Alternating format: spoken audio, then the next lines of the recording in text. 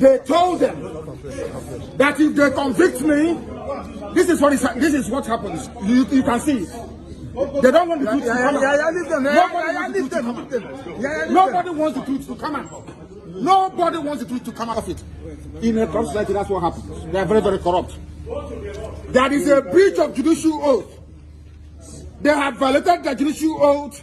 They have shown bias according to Supreme Court. They are biased against me. Supreme Court said so. And that is why what is happening in the judgments and rulings concerning me has been happening. So, disobedience to superior court orders. Supreme Court said you are biased. You are against this man. You should not have revoked his bail. Nigeria went to Kenya and kidnapped him. These things are in the public domain. Why, therefore, are they insisting on trying me? A court order was entered. In that very court order, it was said very clearly and succinctly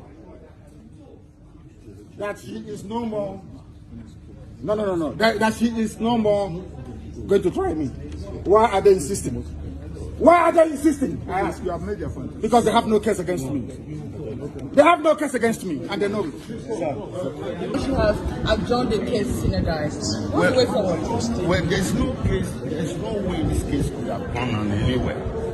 Because in the first place, the court had lost jurisdiction to sit over this case since September last year. So we came here today on a limited appearance.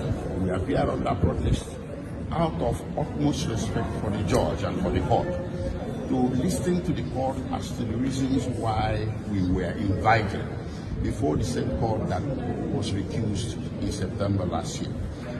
Nigerian public needs to understand the nature of a recusal. A recusal comes as a court order, and even non-lawyers are aware that once an order of court is made, the only way you can sit to the side is to take an appeal.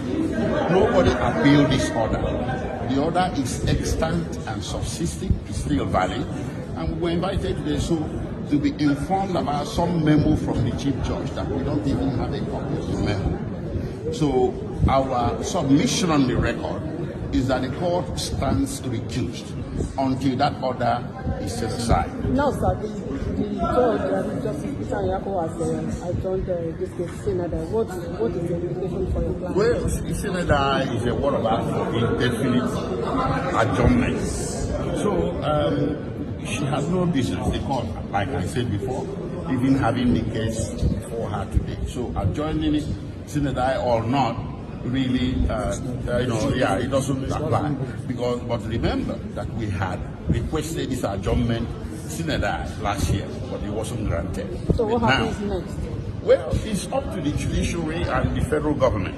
We are not the prosecutor, we are the defense. You throw the ball to us and we catch the ball. We cannot reinstitute the case. Let them do the right thing. Our client recused the judge and the judge consented to the recusal through a coroner.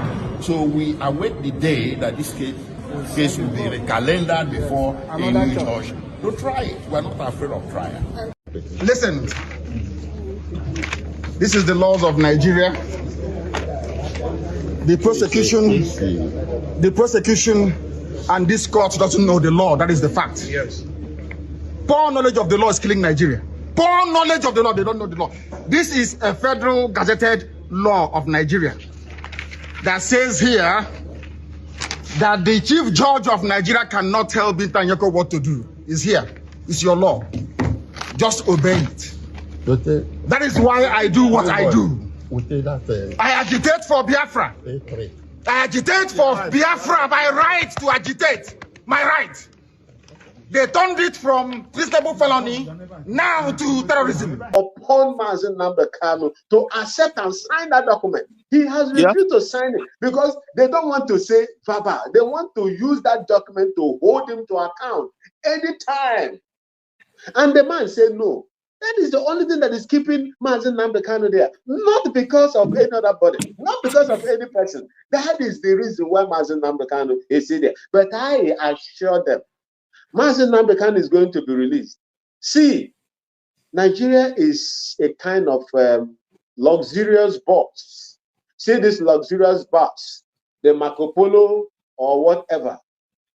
That bus, the engine has been destroyed long time ago. Service it, you say no, don't service. Service it, you say change the engine, you say no, don't change the engine.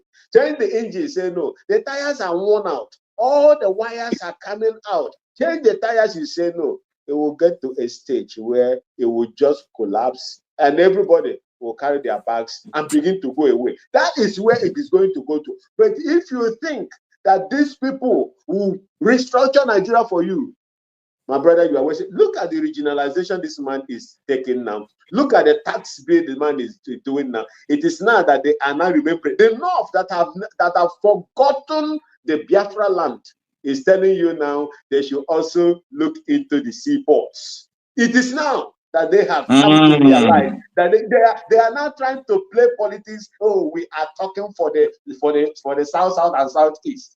Yeah. For how many years? The Cross River Seaport, Calabar Seaport is there. It is non-international. Ahaba. There is this Ubocha. Port Harcourt is there. It's non-international. I import cars from outside. And if you look at the tracking, the ship will come through the Atlantic Ocean, past Calabar, past Port Harcourt, past Asaba, then straight to Lagos. From Lagos, we will track it. It comes to Port Novo. From Port Novo to Togo Port. Yeah, Togo Port. From Togo Lomé. From Togo Port, then it will come to Tema Port here. And yeah, be talking, son. Let me attend to something. Be talking. Good. So that is how it is. It is now that this man is trying to regionalize or whatever they call it, the night system. They are now thinking of the congestion in the port in Lagos. What were they doing long time ago? Mazen Nambekano was shouting it. What did they do? They didn't find it necessary. Because look, Nigeria, they will fight themselves and continue to fight themselves until Biafra comes. That is my own opinion. Because there is nothing anybody will say about that. What is it? Anything good that is working in other climes, bring it to Nigeria, it will destroy it. Whatever that is working because of religious, because of religion, because of ethnicity, there is nothing that is going to happen, good in that country. I don't see it. Yeah, carry on. Yeah, you made a point now that is unbelievably important, very valid point. Most people don't know the level of lies and deception when they talk. Do you know that the Biafra land, including Southeast and the so-called South, when it comes to Atlantic Ocean, the vertical nearness, because you just said now, the ship will pass through Calabar, this, that, before heading. That means that we are nearer, vertically, we are nearer to the high sea than even all this other region. But then we tell you that Biafra, the Libo or Biafra, whatever, is landlocked. It's pure lies. It's pure lies. When you just dig, when you dig the, let's say, the Oni pot, or even Onitsha, if you dug it, you will get to the high sea, the Atlantic, where is way shorter than getting to even Lagos port. So it's a deliberate effort to stifle Biafrans, not in Warri, not in Calabar, not anywhere, not Warri, to deny them of it, because the notion is that when you do this, you stifle them, you keep them under check. So, but it's important. This is why I always emphasize that these channels, they are very helpful. Oh, my brother, sorry, let me carry on. Let me attend to something. Sorry. You see what I'll try. You see, let me, Master Okocha, let me make this point to you. See, okay. If I call it economic strangulation, that is what they are doing. My brother, just imagine you import goods from America, from Europe.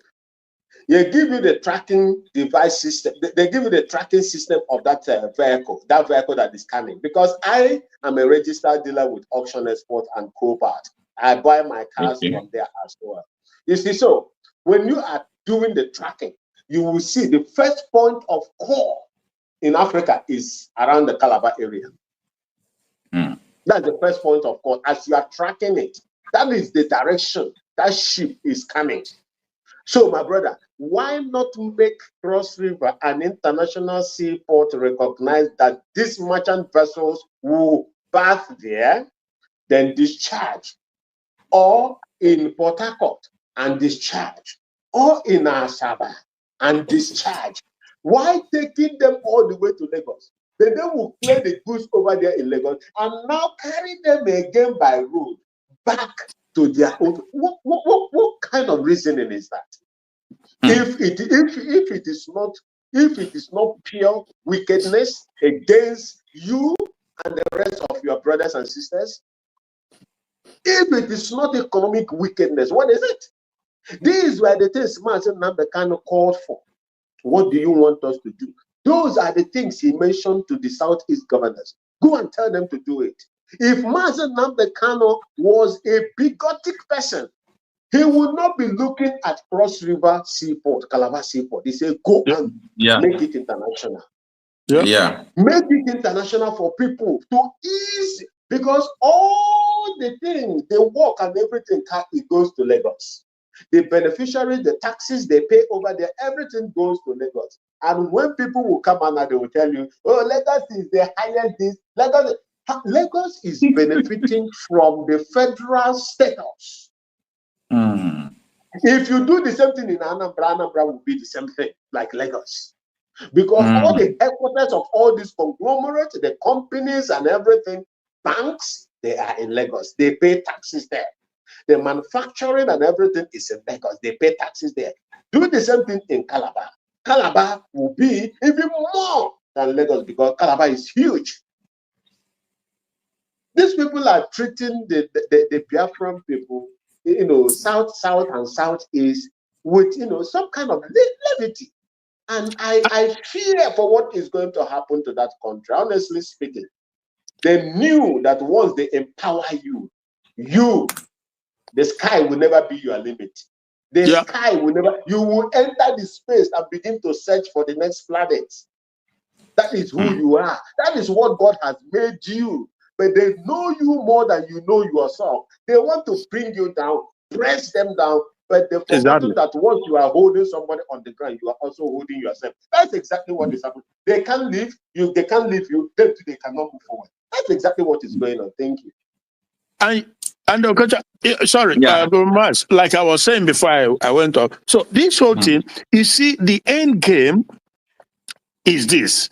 So they made these things deliberately, not by accident. No, well orchestrated, well calculated, so that Biafrans, Igbos, they will move away and come to Lagos and these places. And by the time they come, because they have no choice, you go to a place where the nearness to your goods, 90 or at least 70-something% of the importers are Biafrans. Do you know that? And so they come there. When they come now, they saturate in the southwest because of the nearness and stuff like that. So they take advantage of it because anyhow, a stranger is a stranger, no matter how long you live in a place. So they subjugate you, and when election come, like we saw in 2023, and many other ones in the past, they will be in a position now because you are on their soil to tell you how to vote, whom to vote for, and stuff like that. And if you don't, they come and they massacre, they do this, they do that. We saw it happen live in just 2023 here.